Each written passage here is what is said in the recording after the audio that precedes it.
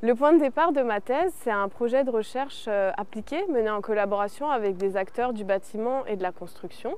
Ce projet, il a visé la production industrielle de la maison dite écologique, qu'on appelle aussi maison à haute performance énergétique, maison passive ou maison durable.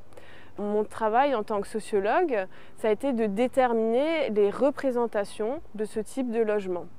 Ça m'a amené à analyser les enjeux socio-techniques et politiques du logement durable. J'ai donc questionné l'intégration de critères de durabilité dans la production de la maison individuelle.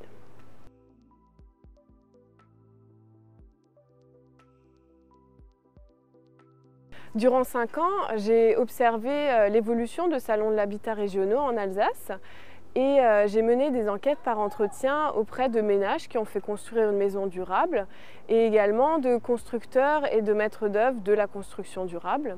J'ai également travaillé sur des revues qui sont spécialisées dans le domaine de la construction.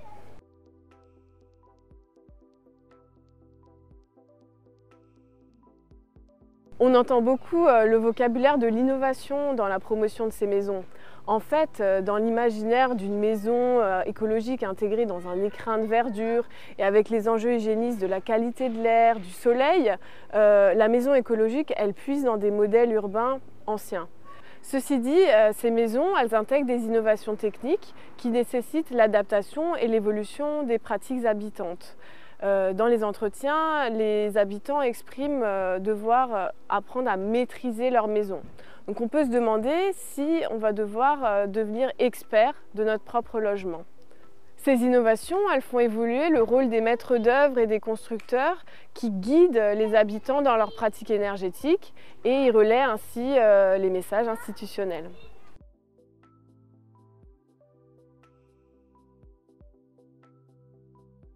Les maisons que j'ai étudiées, elles sont situées sur le segment haut de gamme du marché de la construction. C'est un créneau porteur pour les constructeurs et les maîtres d'œuvre qui renouvellent leur offre en intégrant des nouveaux matériaux, des nouvelles performances énergétiques. Ce sont des maisons qui sont construites dans des petites villes ou des villages des espaces périurbains et les propriétaires détiennent des capitaux culturels et économiques importants. Ils se distinguent de leurs voisins par leur maison, à la fois dans la forme architecturale de la maison, mais aussi son fonctionnement énergétique, ce qui peut amener éventuellement à des formes de gentrification écologique et rurale.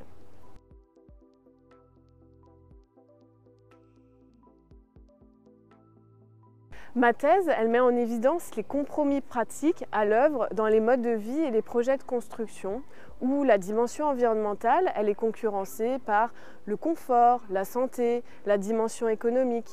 Par exemple, il y a des maisons qui intègrent des moyens de chauffage qui permettent d'obtenir 23 ou 24 degrés dans la maison ou encore des piscines.